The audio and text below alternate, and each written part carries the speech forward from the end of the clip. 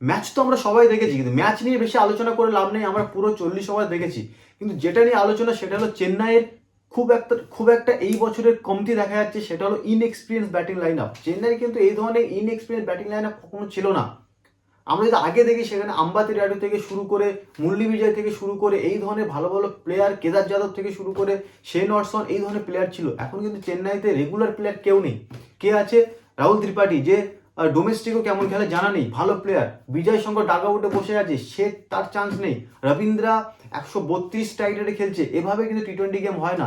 এর যে স্ট্রাইক রেটে খেলছে সেটা 2020-18 আইপিএল এর মতো স্ট্রাইক রেটে। এখন ওপেনার মানে তোমাকে মিনিমাম 180 স্ট্রাইক রেটে খেলতে হবে। প্লাস তার সঙ্গে মিডিল অর্ডারে শিবম দুবে কোনো ম্যাচে চলছে, কোনো ম্যাচে চলছে না। প্লাস স্যাম কারান, সব থেকে বড় কারণ স্যাম কারানকে যখন অকশন টেবিলে চেন্নাই সুপার কিংস নিয়েছিল, তখনই মনে হয়েছিল যে এই 11 জনের মধ্যে চেন্নাইয়ের প্লেইং 11-এ স্যাম কারানের কোনো জায়গা নেই।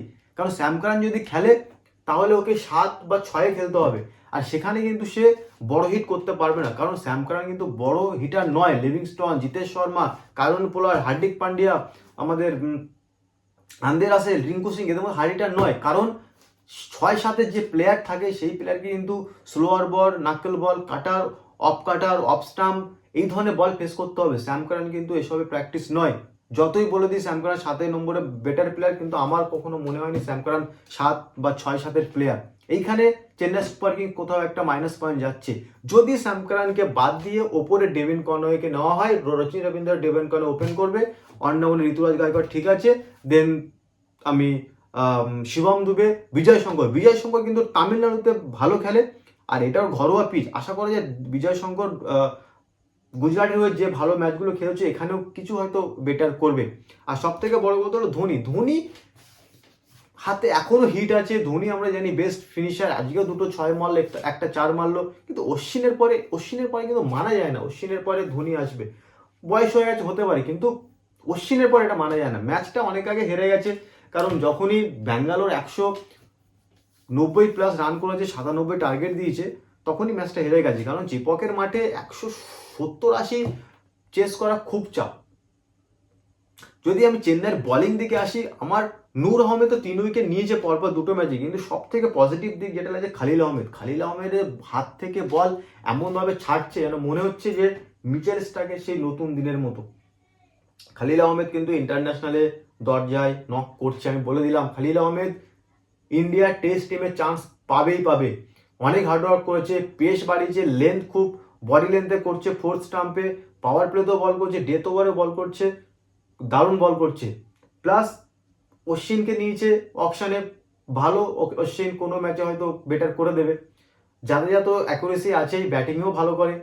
পাথিরানা আজ একটু ইকোনমিক্যাল গেছে, লাস্টের ওভারটা হয়তো বেটার করেছে, 1 রান দিয়েছে, একটা ওয়াইড রান দিয়ে। চেন্নাইয়ের কোনো প্রবলেম নেই বলবো না। চেন্নাইয়ের এই ইনএক্সপিরিয়েন্স ব্যাটিং লাইন আপটা কোথাও মনে হচ্ছে চেন্নাইয়ের কিন্তু ফিউচারে যে 12টা ম্যাচ আছে কোথাও না কোথাও প্রবলেম হতে পারে, যদি না খুব তাড়াতাড়ি এরা চেঞ্জেস করে। এবার আসি ব্যাঙ্গালোরের দেখুন, ম্যাচ জিতলে কিন্তু কোনো টিমের খামতি লাগে না যতক্ষণ তুমি ম্যাচ হারবে। যে টিম দুটো তিনটে চারটে এরকম জিতবে, কোনো টিমের প্রবলেম নেই।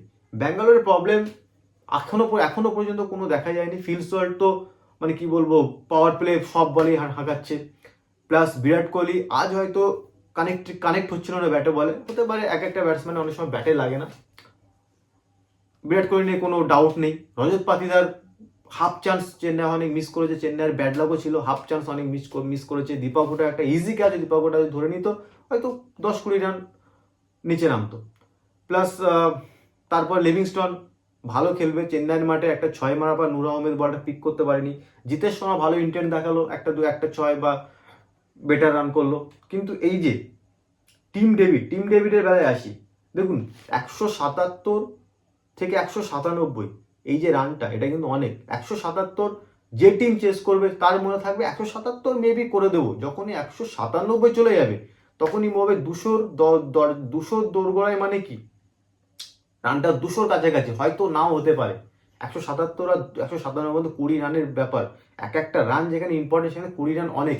টিম ডেভিড এই যে কন্ট্রিবিউটটা, এটা কিন্তু ব্যাঙ্গালোর মিসিং ছিল। আগে কি হতো, Virat Kohli, Chris Gayle, AB de Villiers মারছে, ফিনিশের লোক নেই। 15 ওভারে 150 করছি, লাস্ট 20 ওভারে গিয়ে 180। এই টিম ডেভিড আসার পরে এই প্রবলেমটা হবে না আমার যা মনে হয়। আর জস হাজেলউড তো ওয়ার্ল্ড ক্লাস বোলার, আর সব থেকে ভালো পারচেস হলো ভুবনেশ্বর কুমার, জস হাজেলউড, ইয়াশ দয়াল, এই যে 3টে ফাস্ট বোলার, আমি বলবো যে 3টে ফাইভ মনে হয় আইপিএল এর বেস্ট কম্বিনেশন এখনো যাচ্ছে। এখনো হয়তো ব্যাঙ্গালোরের পিচে যায়নি, আশা করা যায় ব্যাঙ্গালোরের পিচে কি করবে, আশা করা যায় ভালো বল করবে। কারণ জস হাজেলউডে আজকে যা বল দেখেছি, সবাই বলছিল যে চেন্নাই পিচ স্পিন ভালো করছে, কিন্তু জস হাজেলউড কিন্তু বাউন্ডারির যেটা বড় ছিল এক সাইড, সেটাই কিন্তু মানে বেনিফিট হিসাবে নিয়েছে বোলিংয়ে। যে উইকেটগুলো পেয়েছে সব শর্ট অফ লেন্থের, এক সাইডে বাউন্ডারি, আমি শর্ট পিচ দেবো, আমাকে মেরে দেখাও, মারতে পারছে না, ক্যাচ আউট হয়ে যাচ্ছে। এটাই হলো ইন্টারন্যাশনাল অস্ট্রেলিয়ান বোলার, লম্বা কাঁধের বোলার। এটাই যে তার পেস ইউজ করছে, বাউন্স ইউজ করছে, লম্বা কাঁধের বোলার, এমনি ওপর থেকে আসবে, খুবই ভালো। ভুবনেশ্বর কুমার কিন্তু বলারই নেই। একটা টাইমে ভুবনেশ্বর কুমার বুমরা বল করতো, প্রথম 4 ওভার ইন্ডিয়ার হয়ে, লাস্ট 4 ওভার ইন্ডিয়ার হয়ে ইন্ডিয়া ম্যাচ জিতে যেত। ভুবনেশ্বর ওয়ার্ল্ড ক্লাস বলার, কিছু বলার নেই। ইয়াশ দয়াল নতুন রিটেন হয়েছিল 4 কোটি টাকা দিয়ে, সেটাও তার ক্লাস দেখাচ্ছে। লাস্ট চেন্নাইয়ের বিরুদ্ধে যখন সে ধোনিকে আউট করেছিল, কোয়ালিফাই করেছিল।